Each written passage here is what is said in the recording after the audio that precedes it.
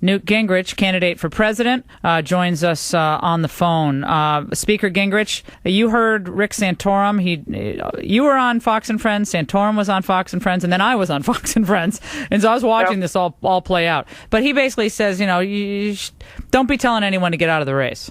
Well, okay, I thought you were exactly right on Fox and Friends, as you have been, I guess, starting, about November, in a very simple point, which is Romney can get a significant share of the vote as a moderate who has an enormous amount of money. He'll outspend us down here about 5-1.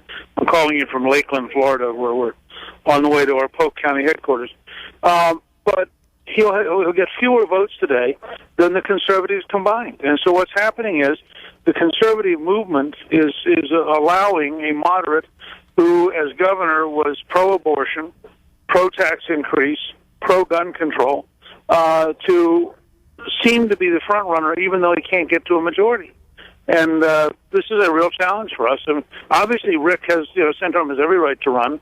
The only question people have to ask at a practical level is, if you believe in the conservative movement, at what point do you have to find some kind of unity in order to be able to have a conservative nominee? Otherwise, we're going to end up in a moderate convention. We put a moderate up in 1996. He got beat badly. We put a moderate up in 2008. He got beaten. I think it's much harder for a moderate, particularly somebody whose Romney care was the forerunner of Obamacare. I think it's very hard for him to make the case against Obama as compared to a conservative. But, there are a couple of things I think are hurdles here. Obviously, the money game is always front and center. And if you have a lot of money, you can put on ads. And even if they're false, the impression is made about the candidate. It's hard to correct that afterward. That's just a fact of life in politics today. But nevertheless, it doesn't look like Santorum is going to get out of this race. So that means you and Santorum keep charging forward. What's the path to victory for you looking at the calendar in February, especially without a debate, Mr. Speaker? Well, I think actually it may turn out to be just fine without a debate. I think we're going to be in a fairly slow period for a couple weeks. Several caucus states coming up. Romney's very, very strong in Nevada because of the size of the Mormon population, but after Nevada gets to a pretty straight playing field for a couple of weeks. But I think what's going to sink in is what George Soros said over the weekend. Soros was in Europe speaking to the Europeans. It was videotaped so everybody can see it. And Soros said, look, those of us who are wealthy left-wingers, we don't care whether it's Romney or Obama. They're both equally good for us. So now you're citing George Soros as an authority, Newt? I'm suggesting to people that when you have Goldman Sachs, which was the number one funder of Obama, is now the number one funder of Romney, you understand that if you want real change, you're not likely to get it. And I'm suggesting that there is something very, very revealing about the attitude towards who they think won't be a particularly big threat. Well, and the American people have to decide, do you really want to change Washington? In which case, you better get somebody who's prepared to fight every day, because Washington's not going to change easily. I mean, nobody currently in charge, nobody who's currently gotten billions and billions of dollars from the American people is going to cheerfully roll over and say, "Oh, please, don't give me any more money." This is going to, the fight after the election will be bigger than the fight before the election.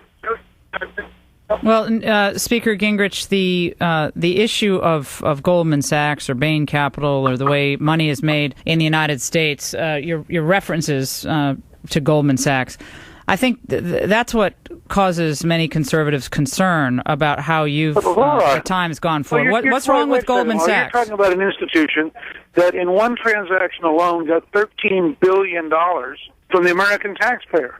I mean, Goldman Sachs is not we're not talking about capitalism in a traditional sense. They got $13 billion out of the AIG bailout alone. So your argument... why would any conservative think that was a good idea? That's not capitalism. That's crony socialism.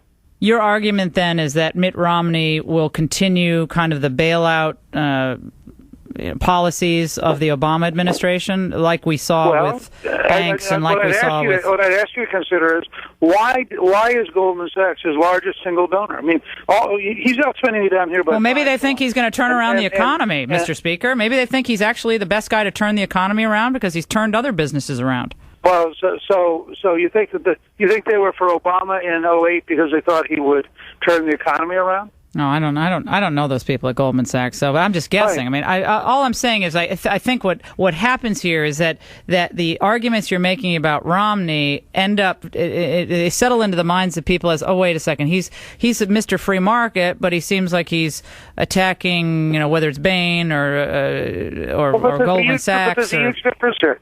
I don't believe bailing out big banks is free markets. I mean, if that's a debate you want to have, I'm happy to say as a conservative, I don't think bailing out big banks is a free market system. I don't think we can have capitalism on the way up and socialism on the way down. Were you for the? I can't remember now. Were you for the TARP initially, but then were against it? I can't remember. No. What I said was I would very reluctantly have supported it because you had both the Secretary of the Treasury and the Chairman of the Federal Reserve telling you that the entire world system was going to collapse. I also, at the same time, called for Paulson to be fired. I thought he clearly was incompetent as a Secretary of the Treasury, and I thought there was something outrageous about the former chairman of Goldman Sachs presiding over a bill that gave $13 billion through the back door to Goldman Sachs. And that's the whole point of this. I mean, the reason people are fed up with Washington is that somehow the guys like Goldman Sachs and the big banks all end up getting billions and billions of dollars. But the average American is somehow, we're told free enterprise is terrific for us, so go ahead and go bankrupt, but free enterprise isn't good for them because they really need to get bailed out. Now, I don't understand the distinction. We're talking to Newt Gingrich, former Speaker of the House, from Florida, as Florida voters flocking to the polls. And Speaker Gingrich, there have been so many conservatives over the last, several weeks, but mostly the last 2 weeks, who've come out to join what I call the pig pile on Newt. And it seemed well orchestrated and targeted. And one of them kind of surprised me. Was Pat Buchanan. I want you to listen to this and respond. Let's hear it. In the Reagan White House, Newt Gingrich was considered, quite frankly, by a lot of folks to be something of a political opportunist and who was not trusted and who played no role whatsoever. What do you make of Pat Buchanan? He was in the White House at the time.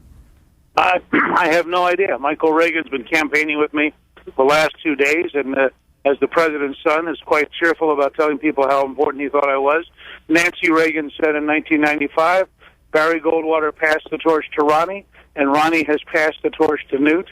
The fact is that Tony Dolan, who was the chief speechwriter for 8 years, is very happy to tell people how much I did. Bud McFarlane, who was the national security advisor for 5 years, is campaigning for me. Glad to tell people how many different things. So why are they doing? Why are these people doing this? And I was on ABC's This Week on Sunday, Speaker Gingrich, and I said, "Look, in Pat's case, his sister's actively, openly for Romney. I mean, you go down the list. There's an amazing number of Romney people who are happy about attacking me. And then people say, "Gee, why did they say that?" Well, they're for Romney. The Romney technique is, and there's a New York Times story that uses the word destroy. I mean, the Romney people got together Sunday morning after they had been crushed in South Carolina, and they said, if we don't destroy Gingrich, we're in real trouble. And then they're the ones who use the word destroy. So guess what? They trot out all these people who are their allies to say whatever they need to say because that's their version of politics. It happens to historically be false, just plain false. And you'll know, I mean, Elliot Abrams wrote a piece last week that was so dishonest that he just got torn apart in National Review, and then he got torn apart by Rush. And they just said, this is just plain not true. So, it's very interesting. We're in a sense fighting, and you've now had a Romney ad, for example, which both the Wall Street Journal and National Review said is just plain false. So I think we're in a campaign in part where you have a moderate candidate who can't tell the truth and get nominated, so he's decided to go a different route. I think it's not a sustainable route. How are you going to withstand the pressure that you know is coming because you've been around for decades here in Washington and obviously in politics, for you to drop out of this race for the, quote, good of the party? That is going to be what you hear. Let me just say, Laura, none of the people who are going to say that, not a one of them, told Romney in Iowa to not run negative ads.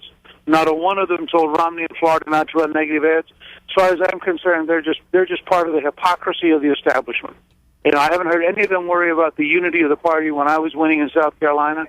All of a sudden, and I've been ahead. The last three national polls, Gallup, Rasmussen, and the Wall Street Journal, I beat Romney in all three. I didn't hear any of these people jump up and say, oh, gee, Mitt really ought to drop out because Newt's beating him.